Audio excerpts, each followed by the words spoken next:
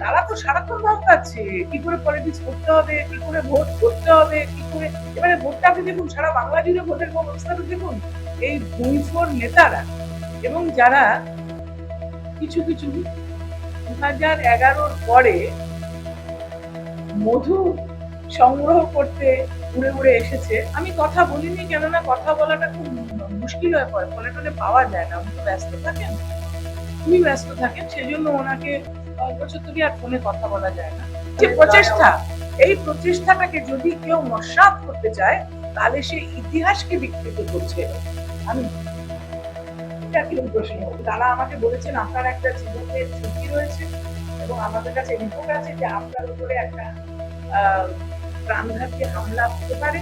কিন্তু রাজনৈতিক পরিসরে রয়েছি, আমার সামনে কিন্তু আমার পরিবারে দুজন এমন ব্যক্তিত্ব ছিলেন, একজন 9বারের সাংসদ বা 7বারের সাংসদ, আমার ঠিক নাম্বারটা মনে নেই, আমার মামা গুরুদাস দাশগুপ্ত।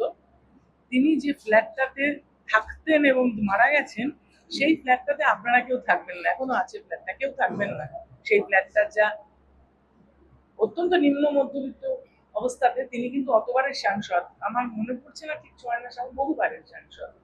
তিনি আমার আদর্শ ছিলেন।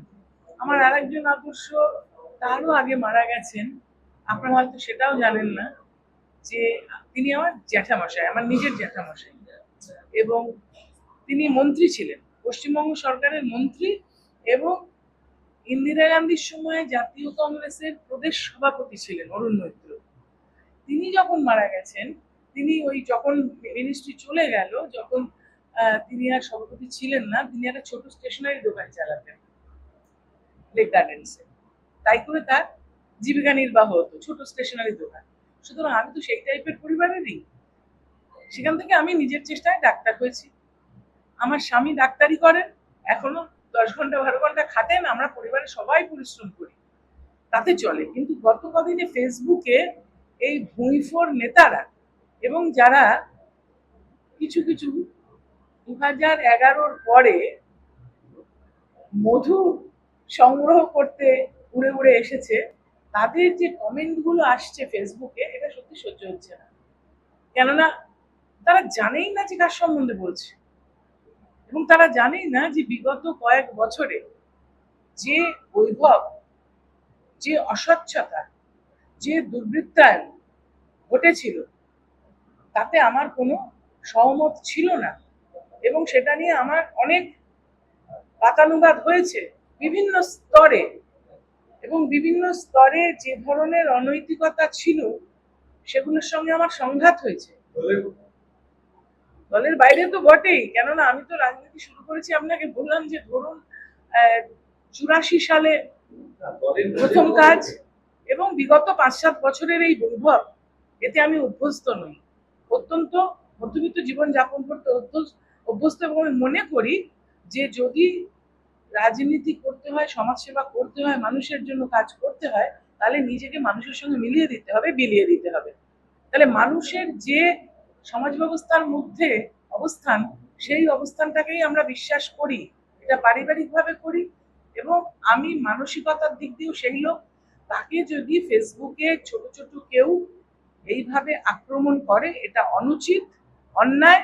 তারা 2011-য় ক্ষমতায় আসার পরে তৃণমূল কংগ্রেস, তারা দলে এসেছে, আমি তাদের চিনি, কিন্তু নিশ্চয়ই আমি জেলা খুব বেশি নয়, বিভিন্ন জায়গা থেকে কমেন্ট আসছে, আপনারা খুললেই বুঝতে পারবেন আমার ফেসবুক বা আমি এটা করতে পারি না, ফেসবুক আমি করতে পারি না, যারা করতে পারে তারা আমাকে দিচ্ছে, আমি দেখছি। সুতরাং আমি মনে করলাম যে এই অস্বচ্ছতার বিরুদ্ধে এবং এই বৈভবের বিরুদ্ধে এবং এই যে প্রাতিষ্ঠানিক দুর্নীতির বিরুদ্ধে সর্বস্তরে নিশ্চয়ই কিছু বলার প্রয়োজন আছে, কোনো একটা পদক্ষেপ নেওয়ার প্রয়োজন আছে। এবং আজকে যেটা আমি বলতে চাই সেটা হচ্ছে যে নির্বাচনের যে ফলাফল, বিশেষ করে এই জেলায় যেখানকার আমি সাংগঠনিক সভাপতি, আমাকে কিন্তু তার দায়ভার নিয়ে নৈতিক অধিকার আমার আছে যে এটা স্বীকার করে নেওয়া যে নিশ্চয়ই আমারও কোনো ভুল ভ্রান্তি আছে দল পরিচালনায়, যার জন্য এই রেজাল্ট হয়েছে। তার জন্য আমি পদত্যাগপত্র পাঠিয়েছি আমাদের রাজ্য সভাপতি সুব্রত বক্সির কাছে, আমি সভাপতির পদ থেকে পদত্যাগ করেছি। এই কথাটা আপনাদেরকে জানানোর জন্য আমি আপনাদের সঙ্গে আমি কথা বলিনি, কেননা কথা বলাটা খুব মুশকিল হয়ে পড়ে, ফোনে টোনে পাওয়া যায় না, উনি তো ব্যস্ত থাকেন, খুবই ব্যস্ত থাকেন, সেজন্য ওনাকে কয়েক বছর থেকে আর ফোনে কথা বলা যায় না। কিন্তু উনি যদি হাল ধরেন এবং উনি যেভাবে দলটাকে পরিচালনা করেছেন, যখন আমি দলে এসেছিলাম উনি যেভাবে নিজের হাতে মানুষের কাজ করেছেন, মানুষকে সাথে নিয়ে গেছেন, আমার বিশ্বাস একমাত্র উনি পারবেন আবার এই পরিস্থিতিটাকে ভালো করতে। কিন্তু একটা হঠাৎ করে কোনো ভুইফোর সংস্থা আসলো, তারা এসে ধমকালো, সবচেয়ে বড় কথা যে এইখানে বসে ধমকে যাচ্ছে। আমি রাজনীতি করছি ধরুন 40-42 বছর, একটা মেয়ের বয়স 22 বছর, সে এসে এখানে ধমকে যাচ্ছে। নাম আপনারা বুঝে নিন। হ্যাঁ, তাই তারা তো সারাক্ষণ ধমকাচ্ছে কি করে পলিটিক্স করতে হবে, কি করে ভোট করতে হবে, কি করে। এবারে ভোটটা আপনি দেখুন, সারা বাংলা জুড়ে ভোটের ব্যবস্থাটা দেখুন, সর্বনাশ করার মূলে যদি কেউ থাকে তাহলে ওই সংস্থা একেবারে সর্বনাশ করে দিয়েছে। দেখুন, আমি যে বললাম যে উনি খুব ব্যস্ত ছিলেন, ইলেকশন চলছিল, তার আগেও তারা এসে মিথ্যা কথা বলেছে, বিভিন্ন মানুষকে তারা ভুল পথে চালিত করেছে। সুতরাং ধরুন একজনকে বললো আপনি যান ওইখানে গিয়ে নাচ করুন, তাহলে আপনি টিকিট পাবেন, ওইখানে গিয়ে গান করুন, আমি কথা বলছি, আপনি বুঝে নিন বাকিটা। যেভাবে তারা পরিচালনা করেছে আমার দলকে সর্বনাশ করে দিয়েছে, এবং যেভাবে এখান থেকেও মানুষকে লেলিয়ে দেওয়া হয়েছে, পার্লামেন্টের ভিতরে বসে কাঁচা খিস্তি করছে, আমি সেই সব মানুষের, সেই মিসোজিনিস্টিক মানুষদের আধিপত্য মানতে পারছি না। সুতরাং আমি গেছে ওটা কালকে, ওনারা পেয়েছেন কিনা আমি জানি না, কিন্তু আমার কাছে রিসিভ কপি আছে, দিয়েছি।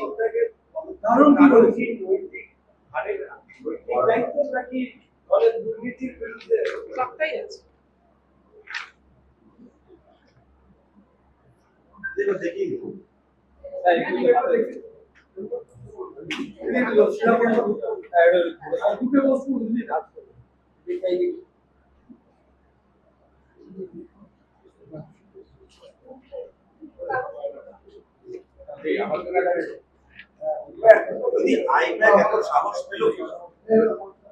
আমি তো আইপ্যাককে নিয়োগ করিনি, নিয়োগকর্তারাই বলতে পারবেন। কিন্তু ওইটুকুটুকু বাচ্চা ছেলে মেয়েরা কিভাবে আমাদেরকে কর্মীদেরকে হেনস্থা করেছে, কর্মীদেরকে গালমন্দ করেছে, এবং ওনাদের চালিত পথ নিশ্চয়ই সঠিক ছিল না, যার জন্য এই বিপর্যয় বলে আমার মনে হয়। সে কথাটাও আমার এখানে লেখা আছে।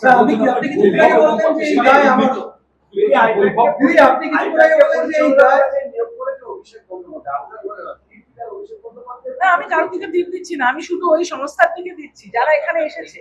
এই সামনে তো এসেছে ওরা, এসে ভুলভাল ধরুন লুডো, আমি শুনেছি যে এখানে লুডো বিতরণ করে ভোট হয়। মানুষের কাছে যেতে হবে, মানুষের দুঃখ দুর্দশা বুঝতে হবে, মানুষের কাজ করতে হবে, যেটা আপনাদের মাধ্যমে আমি বলতে চাই। 17 বছর আমি নির্বাচিত জনপ্রতিনিধি, জনপ্রতিনিধি হয়ে যাওয়ার পরে আমি কিন্তু কারুর একার নই, সকলের জনপ্রতিনিধি।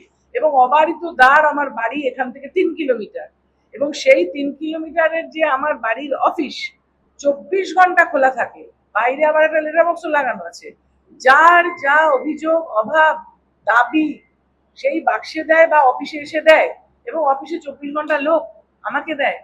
কারুর যদি কোনো রকমের অভিযোগ থাকতো আমি সঙ্গে সঙ্গে সেটা চেষ্টা করতাম সুরাহা করতে, পুলিশ দিয়ে হোক, কোনো অসুস্থ মানুষ থাকলে তাকে ভর্তি করে হোক, কোনো মানুষের হয়তো অর্থনৈতিক সহযোগিতা প্রয়োজন, সেটা বিভিন্ন প্রতিষ্ঠান থেকে দেওয়া হয়, বিভিন্ন অফিস থেকে পাওয়া যায় সরকারি, সেইখানে ডিরেক্ট করে। কারুর হয়তো পাড়ার রাস্তাটা খারাপ, সেইখানে কোনো পাড়ায় লাইট নেই, জল নেই, এমন কাজ করা হয়েছে জানেন ভারতবর্ষে।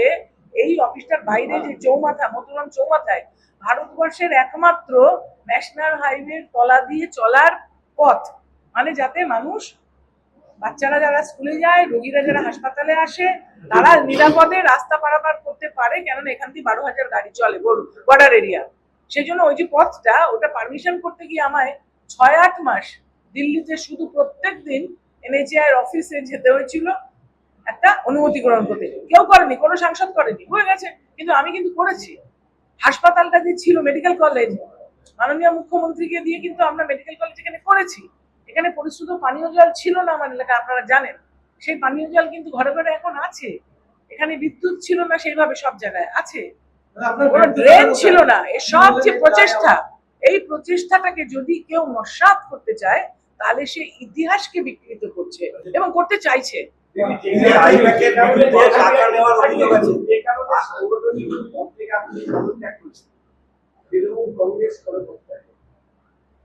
আমি এটা কিরকম প্রশ্ন হলো?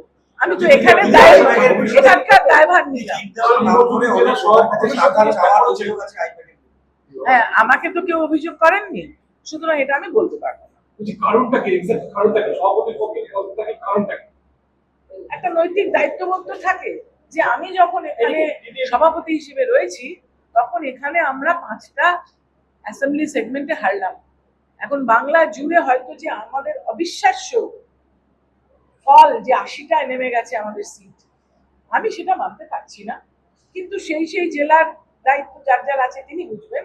আমি এখানে যে 5টা, আমার এখানে 7টা এমএলএ ছিল, বিধায়ক 7টা সেগমেন্টে, সেই 7টার মধ্যে 5 জন হেরে গেছে। হারার কথা নয় কিন্তু, কেননা যে পরিমাণ উন্নয়ন হয়েছে, যে পরিমাণ পরিশ্রম আমি 7টা সাংসদ হিসেবে করেছি, তাতে করে কিন্তু মানুষের সেই সাড়াটা আমি পাবো বলে আশা করেছিলাম। কারণ কি হয়? আমি বললাম যে একটা দুর্বৃত্তায়ন ঘটেছে সর্বস্তরে, এবং সেই দুর্বৃত্তায়ন মধ্যবিত্ত মানুষ নেয় না, এবং যে অসৎ আচরণ ঘটেছে সেটাও মানুষ নেয় না। একটা অহমিকা হয়ে গিয়েছিল, সেই অহমিকাটাও মানুষ নেয় না। কর্মীদের মধ্যে ছিল, নেতাদের মধ্যে ছিল। আমি তো কারোর নাম করে বলতে চাইছি না, আমি বলছি যে যে ধরনের একটা ভাব এসে গেছিল যে দল ক্ষমতায় আছে মানে আমি যা খুশি করতে পারি, কিন্তু গণতন্ত্রে যা খুশি করতে পারেন না। সংবিধান আছে, সংবিধান মেনে চলতে হবে, মানুষ সেটাই বুঝিয়ে দিয়েছে। কি বলতে চাইছে? এখন আপনারা দেখতে পাচ্ছেন না, আপনাদের চ্যানেলেই তো দেখাচ্ছে যে এবেলা ওবেলা যে বিভিন্ন যে পৌরসভাগুলোতে যেভাবে অনৈতিকভাবে দুর্নীতি নিয়োগ হয়েছে, সেগুলো তো অদ্ভুত ভাবে গত 3-4 বছরে আমরা কিছু জানতে পেরেছি। ভেতর ভেতরে কি হয়েছে তো কিছু জানতে পারিনি। ভেতর ভেতরে এরা যা করেছে সেটা তো আমরা কিছু উপর থেকে বুঝতে পারিনি, অন্তত আমি বুঝতে পারিনি। আপনার সংসদীয় এলাকায় একাধিক পুরসভা আছে, 4টি পুরসভা আছে। সেই ব্যাপারে এই গভর্নমেন্টের যে বৈভব এবং পাকিস্তানি দুর্নীতি তো আপনি রয়েছে। নিশ্চয়ই রয়েছে, করে দেখুন না। আছি যে এইটা আমার পক্ষ থেকে, আমার তরফ থেকে, ন্যায় বোর্ডের পক্ষ থেকে এইটা বলাটা প্রয়োজন ছিল যে এখানকার এই 5টা হার অ্যাসেম্বলি সেগমেন্টে আমার নৈতিক দায়িত্ব আমি এড়াতে পারি না। হঠাৎ সেন্ট্রাল নিরাপত্তা দেওয়া নিয়ে একটা প্রশ্ন উঠছে। বলছি দলের বৈভব এবং পাকিস্তানি দুর্নীতি এর মূলে কে আছে বলে আপনার মনে হয়? আমি কি করে জানবো? এটা তো দলের যারা উদ্যোক্তা রয়েছে, শৃঙ্খলা রয়েছে, তারা বুঝে দেখবেন। আমি তো শুধু আমার এই সংসদীয় সাংগঠনিক জেলার কথাটা বলতে পারি, বা এখান থেকে আমি সরে যেতে পারি যে আমি হয়তো পারিনি, অন্য কেউ এসে পারবেন। আপনি গত 18 মে থেকে সেন্ট্রাল ফোর্স নিরাপত্তা পাচ্ছেন, এর পরের স্টেপ কি বিজেপিতে যাবো? এ আবার কিরকম প্রশ্ন? দেখুন, আমি যখন শুনেছি, আমার কাছে যখন এনারা এসেছেন প্রায় সপ্তাহখানেক হলো, গত রবিবার বা সোমবার, এবং তারা আমাকে বলেছেন আপনার একটা জীবনের ঝুঁকি রয়েছে এবং আমাদের কাছে রিপোর্ট আছে যে আপনার উপরে একটা প্রাণঘাতী হামলা হতে পারে। যারা এসেছিল দিল্লি থেকে, অফিসাররা এসেছিলেন, এরা নয়, যারা দাঁড়িয়ে আছে তারা নয়, অফিসাররা এসেছিলেন। তো সেই জন্য হ্যাঁ, সেই জন্য আমরা মানে এই কোর্স থেকে দপ্তর না, কোর্স, তারা বললেন যে আপনার উপরে একটা হামলা, আমাদের কাছে রিপোর্ট আছে, সুতরাং আপনি রাজি হয়ে যান, আমরা আপনার নিরাপত্তার ব্যবস্থা করবো, সুনিশ্চিত করবো। এবার কেউ যদি বলে যে আমার জীবনের ঝুঁকি আছে, আমাকে কেন আমার খুঁজে বলাবে, কিন্তু আমি বলবো না। তারপরে এখানে বলার পরে শুনে নিন, আমাকে তারা বলার পরে যে এটা ওনারা বললেন করতে, সেটা তো আমাকে করতে হলো। আর আমার যারা আগে থেকে ছিলেন, এখনো আছেন, দেখছেন আমার সঙ্গে আছেন, যারা আগে থেকে ছিল এখানকার, তাদের মধ্যে উইথড্র হয়ে গেছিল, মানে সরিয়ে নেওয়া হয়েছে তাদেরকে। এখানে যারা ছিল, হ্যাঁ, কেন?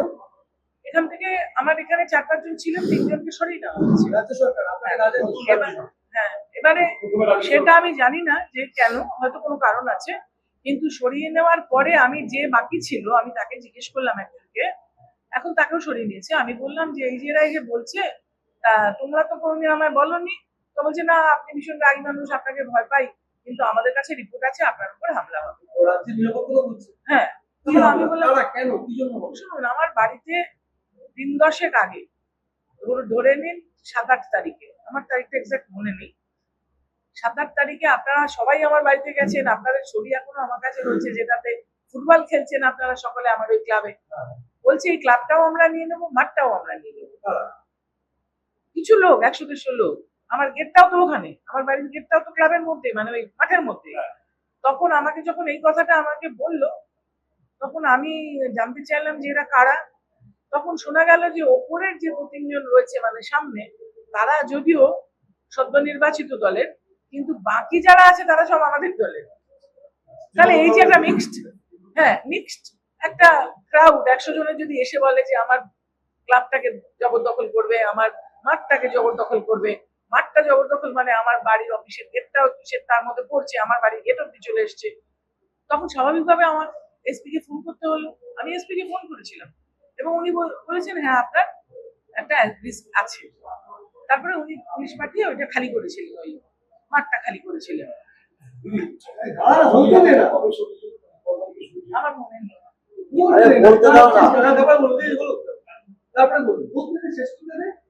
তারপরে কি হলো? না, তারপরে তো উনিও বললেন যে আছে, আপনার নিরাপত্তার অভাব আছে, আপনার একটা রিস্ক অ্যাসেসমেন্ট হয়েছে এবং আপনার রিস্ক আছে, সুতরাং আপনি সাবধানে থাকুন, এই কথাটা উনিও বললেন। এবং ওই যে লোকগুলো এসেছিল, এটা প্রথমবার নয়, কিন্তু এখানে কিন্তু এর আগেও এসছে আমার ওইখানে। সেটা কতদিন আগে হলো? সেটা বছর 2-3 আগে একবার এসেছিল। কারা এরা? আমি কি জানি, লরি লরি করে এসে বাড়ির গেট ঝাঁকাঝাঁকি করেছে, আবার পুলিশ গিয়ে তাদেরকে আটকেছে। তারা কি অন্য 2-3 সম্প্রদায়? বছর আগে।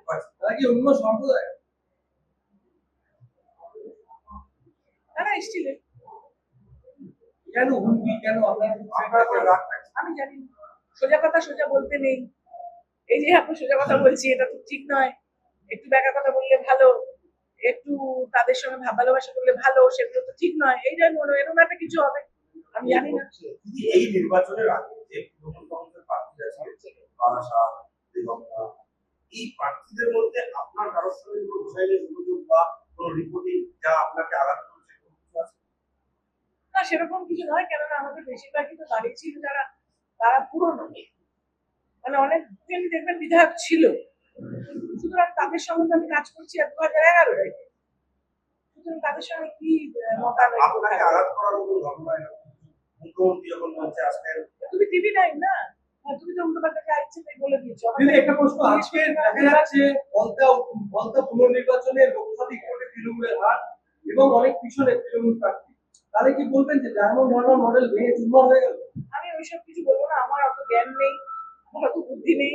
আমি বলতে পারি গণতন্ত্রে মানুষ কখন কি করবেন সেটা সম্পূর্ণভাবে মানুষের উপরে নির্ভর করে, এবং যেহেতু সবে একটা নির্বাচনের ফল বেরিয়েছে, সেখানে একটুখানি এফেক্ট হয়েই যায়। কিন্তু যেখানে অভিষেক বন্দ্যোপাধ্যায় 7 লক্ষের বেশি ভোটে লোকসভায় জিতেছিলেন, সেখানে একটা বিধানসভাতেই 1 লক্ষের বেশি হার, কি করবে? নির্বাচন কমিশন বুঝবে, নির্বাচনের কমিশনের এখতিয়ারে ভোট হয়, তারা বুঝবে, এটা আমার দেখার কথা না। আরেকটা কেস তিনি বলছিলেন যে পুরো নিয়োগ দুর্নীতি, সেখানে দেখা যাচ্ছে মধ্যমগ্রাম পুরসভার যিনি প্রাক্তন পুরপ্রধান, তার নাম রয়েছে পুরো নিয়োগ দুর্নীতিতে, এটা নিয়ে কি করবেন? অনেকগুলো জায়গায় তো রয়েছে, অনেকগুলো সবার বিরুদ্ধেই রয়েছে, কিন্তু সেটাতে আমরা 2-1 বছর আগে তোমাদের চ্যানেলে দেখার আগে অব্দি কিছু জানি না, কিছু বুঝতে পারিনি বা কেউ জানায়নি, সেটা দুর্ভাগ্যজনক। কিন্তু সাংসদ হিসেবে আপনার সংসদীয় এলাকার পুরসভায় কি নিয়োগ হচ্ছে, কারা নিয়োগ হচ্ছে, তাদেরকে নিয়োগ করা হচ্ছে না, পুরসভা সরকারি, পুরসভা কিন্তু সরকারি, এবং তার একটা আলাদা মিনিস্টার ডিপার্টমেন্ট রয়েছে, তার সঙ্গে সাংসদের কোনো যোগাযোগ নেই, বা কোনো ক্যান্ডিডেট কে হবে, বিধায়ক কে হবে, কাউন্সিলর কে হবে, চেয়ারম্যান কে হবে, সেখানে কিন্তু সাংসদের কোনো ভূমিকা নেই। সাংসদের ভূমিকা শুধু এলাকার উন্নয়ন এবং আইন শৃঙ্খলা ঠিকঠাক হচ্ছে কিনা পর্যবেক্ষণ করে প্রশাসনকে জানানো, নতুন এছাড়া মুখ্যমন্ত্রীর পদক্ষেপগুলো নিয়ে আমি আশা করব যে গণতন্ত্র মেনে যেভাবে কাজ করা উচিত এবং কাজ হচ্ছে সেটা মানুষের ভালোর জন্য হবে। এতদিন ধরে যেগুলো হলো এটাই হ্যাঁ, বাই ইলেকশন তো কালের নিয়মে হবে, কেন উনি তো সেটা ছেড়ে দিয়েছে। এবার যখন ডেট ঘোষণা হবে তখন প্রার্থী থাকবে, বাই ইলেকশন নিশ্চয়ই হবে।